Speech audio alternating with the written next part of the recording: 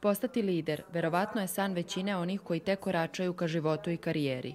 20 studenata upravo zbog toga prijavilo se na radionicu Fokus na mladim liderima, koja će im pomoći da ojačaju svoje karakterne osobine i da spoznaju veštine koje treba da ima svaki lider. Dobar lider brine o drugima, a to će ovi mladi ljudi iskusiti kroz projekat Ljubav u akciji. Prvi cilj neki je bio da unapredim sebe, pošto već 2 godine radim na sebi, učestvujem na raznoraznim projektima, bio sam član raznih organizacija.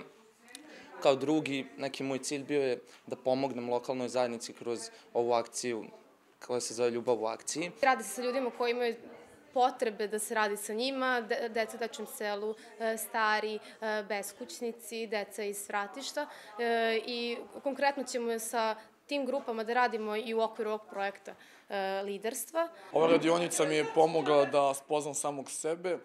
Ono što sam ovde naučio je dosta veština u komunikaciji, jednostavno kako da se ophodim prema drugima, emocionalne inteligencije i slično. Divno je kako je ovaj projekat uspeo da nam doprinosi u emocionalnoj inteligenciji i u svesti tome šta tačno praktično možemo da uradimo da pokažemo ljubav sugrađanima. Škola liderstva organizuje se 3 godine za redom, a sastoji se iz teorijskog, praktičnog dela i individualnog rada sa polaznicima.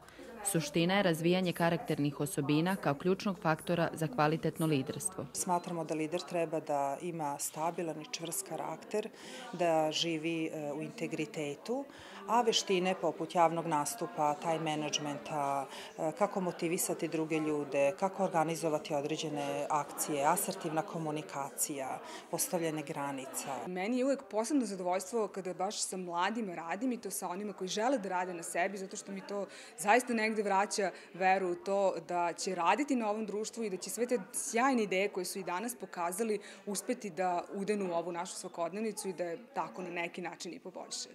Upoznavanje samoga sebe i rad na sebi, razumevanje sopstvenih talenata, kao i fokusiranje na prave vrednosti jesu siguran put ka liderstvu.